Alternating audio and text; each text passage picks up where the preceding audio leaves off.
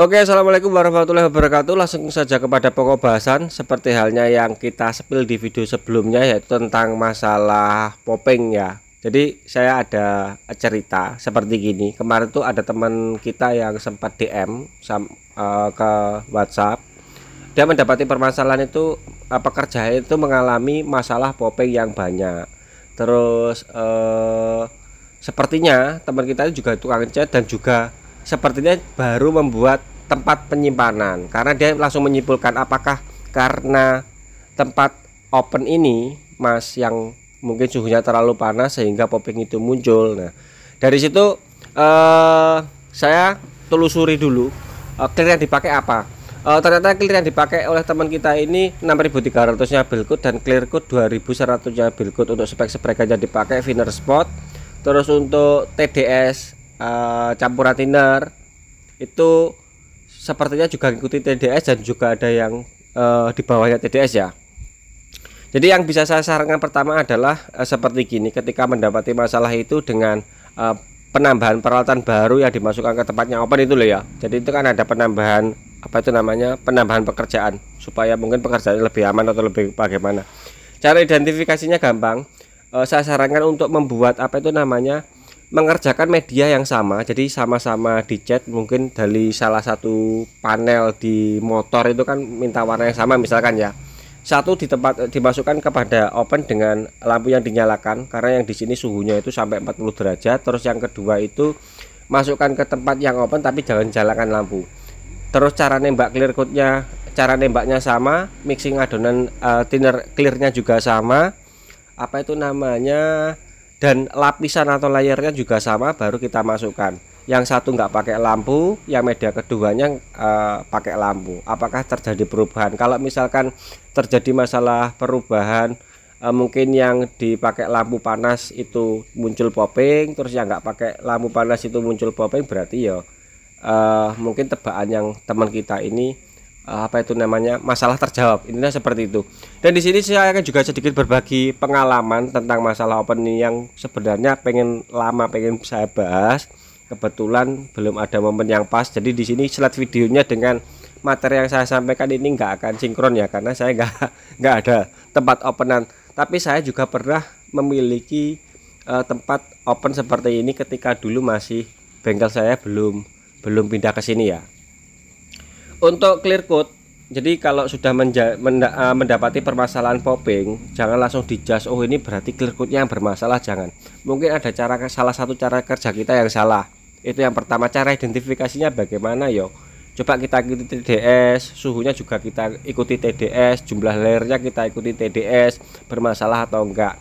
Terus ketebalannya yang perlu dikontrol, suhunya berapa.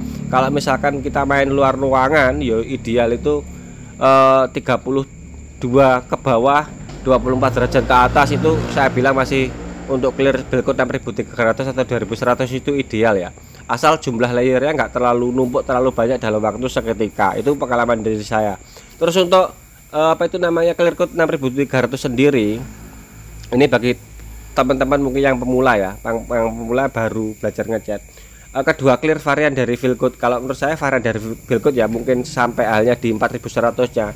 Menurut saya pribadi adalah clear coat yang paling gampang untuk diaplikasikan. Jadi mungkin pemula banget yang belum pernah ngecat atau belum pernah mengenal dunia repaint, asal ikuti TDS, clear ini gampang banget diaplikasikan. Hasilnya langsung dapat bisa sesuai yang kita harapkan tanpa menimbulkan masalah. Ini pengalaman dari saya loh ya. Kecuali kalau kita mungkin sudah mendapati clear yang sedikit aneh, mungkin clear yang Eropa, yang kerasnya cepet, atau dagingnya ini sedikit tipis, keras ya, memang kadang-kadang perlu perlakuan khusus. Mungkin nembaknya yang sedikit kita kali dengan sedikit flash off, terus nembaknya itu harus dengan suhu yang bener-bener harus diperhatikan, lapisannya juga diperhatikan. Tapi kalau variannya Bilcoat itu mau kita bisa bilang sedikit nembak ngawur, gak mikir, dengan berbagai spray gun itu aman-aman saja.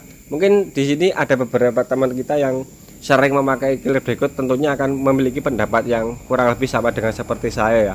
Jadi clear yang tidak gampang menemukan masalah. Coba teman-teman tanya juga ke teman-teman lain yang sering menggunakan produk ini.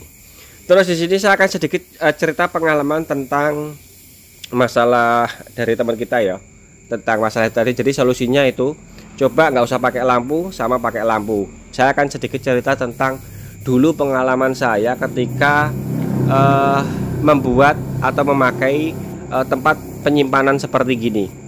Jadi awal-awal ngecat itu memang sering biasanya terjadi kan cuaca, kan kita pemain di luar ruangan nggak bisa menebak ya cuaca itu seperti apa.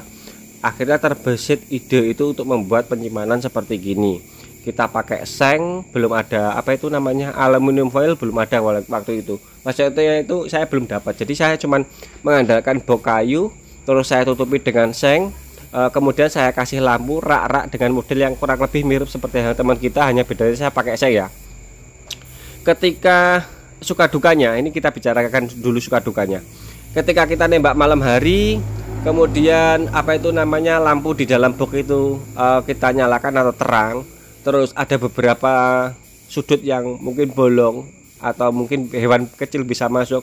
Itu saya pernah mendapati masalah, malah banyak hewan yang nempel karena di luar opennya gelap, hanya opennya yang terang, karena kita mungkin pengennya irit apa itu irit listrik ya. Jadi saya nyalakan itu malah ngumpul apa itu namanya ngumpul kotoran dari hewan-hewan malam itu. Akhirnya permasalahan ketemu, terus saya tutup dengan lakban sampai rapat. Jadi setelah buka, ketika masukkan media langsung cepat-cepat kita tutup. Berikutnya masalah yang kedua, saya masih ingat banget itu ketika habis nembak malam hari, ketika posisi nembak ini malam hari hujan, terus saya menemui bahan yang enggak ideal. Jadi waktu itu belum mengenal apa itu thinner PU, apa thinner slow atau thinner extra slow.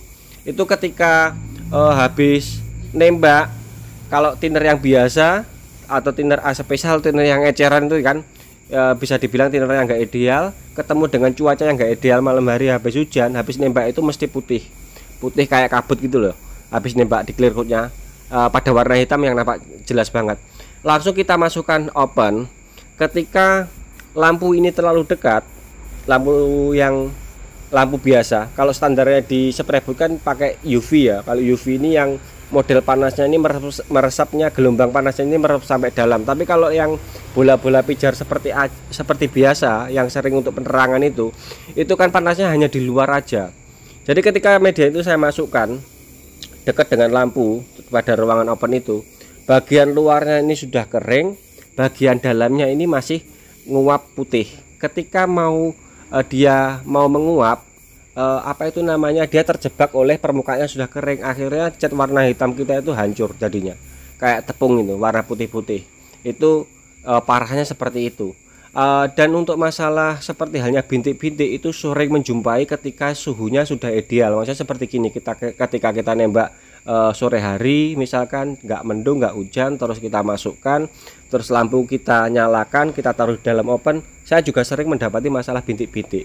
Jadi ketika permukaannya ini sudah kering karena lampu yang terlalu dekat, terus posisi thinner ini di dalam mau menguap, atasnya sudah kering sehingga dia memaksa. Ketika memaksa akhirnya merusak permukaan clear coatnya sehingga bintik-bintik itu terjadi. Akhirnya setelah berbagai pengalaman saya dapati, akhirnya lampunya malah nggak saya pakai. Jadi open itu saya taruh di luar ruangan di tengah terik matahari.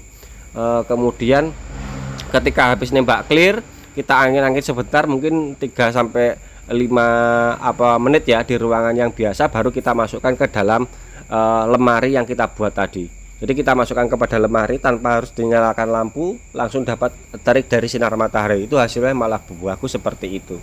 Tapi yo perlu box yang besar kalau di luar ruangan loh ya. Itu pengalaman dari saya. Jadi suka dukanya seperti itu.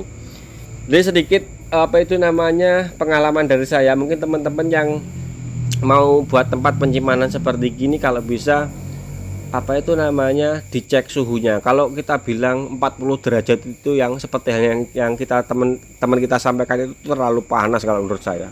Jadi permukaannya cepat kering, dalamnya masih becek. Jadi ketika thinnernya mau nguap keluar, dia ngerusak bagian permukaan. Intinya seperti itu. Tapi kalau kita pakai lampu yang standarnya untuk spray buat lampu yang itu pakai ke UV ya, lampu khusus untuk open seperti gini, dia kan gelombang gelombang panasnya itu yang diserang dalam.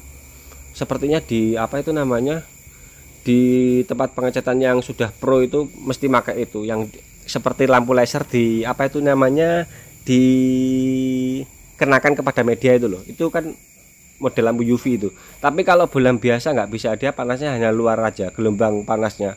Tapi kalau UV gelombang panasnya yo dari dalam, seperti halnya matahari yang kita pakai ini loh. Terus sedikit masukan ya.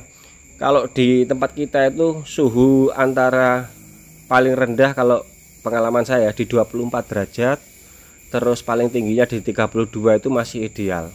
Jadi paling enggak di 32 derajat, kalau paling rendah 24 derajat.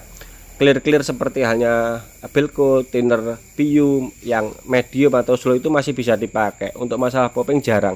Tapi kalau mungkin suhunya seperti di Eropa yang dingin, ya memang harus akhirnya kita memerlukan lampu tersebut. Tapi kalau kita di negara tropis loh, terus pakai lampu supaya panas buat apa? Akhirnya ya malah rugi waktu, rugi tenaga karena permasalahan itu tadi ya. Jadi cukup aja tempat ruang penyimpanan yang tertutup dan rapi. Kalau mau untuk branding pakai lampu hias saja mendingan. Misalkan mau branding supaya upload di TikTok atau di YouTube kelihatan wow gitu, pakai lampu hias saja. Kita ini masih istilahnya negara tropis, suhunya masih ideal untuk ngecat. Tapi kalau mungkin ngecatnya di negara yang dekat dengan Antartika atau kutub utara sana pakai open, nah itu baru masuk itu. Ini pengalaman pribadi saya aja ya. Karena ya saya hari ini akhirnya nggak pakai open ya, selain malah tambah ribet yo, kayak saya rasa ya masih suhunya masih ideal. Intinya tempat penyimpanan itu hanya untuk menghindari debu gitu aja. Tapi kalau untuk panas, lampu ya kita sesuaikan ketika mendapati suhu yang nggak ideal. Misalkan malam hari habis hujan deras terus thinnernya nggak mampu, itu baru. Tapi kalau ketika mendapati suhu yang seperti itu, saya biasanya masih mengandalkan hair dryer. Itu pun cara nembak hair dryernya nggak langsung di permukaan, nggak ya.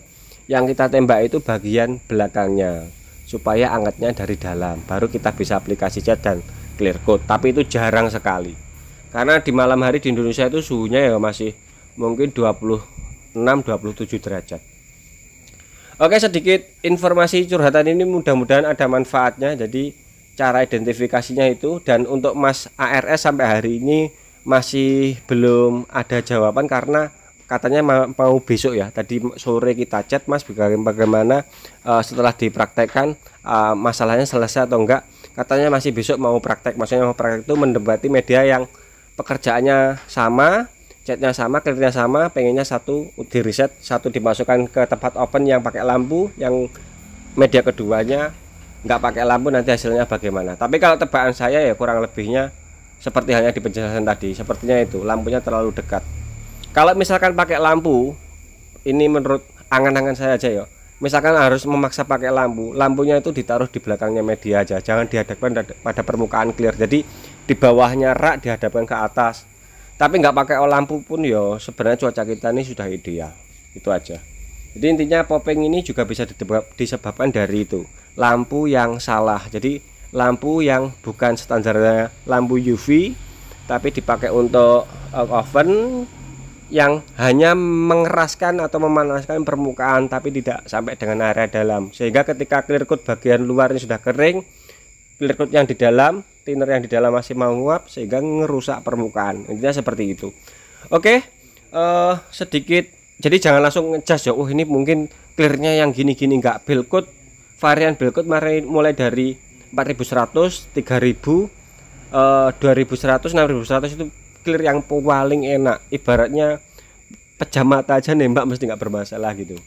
Apalagi yang sudah pro. Kalau pemula pakai Belcoat enak banget, nggak bermasalah. Pokoknya medianya sehat, nembak catnya sudah benar, flatnya sudah dapat, tembak clearnya, asal thinnernya pas dengan suhu yang kita tembak, yang sudah sering kita bahas ya. Terus nembaknya juga ideal, tebalnya pasti aman. Oke, sedikit materi yang tidak ada sangkut pautnya dengan yang ada di visualnya, ada manfaatnya. Sampai ketemu dengan uploadan selanjutnya. Sekian. Nanti bagaimana hasilnya saya kabarin di uploadan selanjutnya ya. Dari Mas ARS. Kebetulan masih besok mau nembak.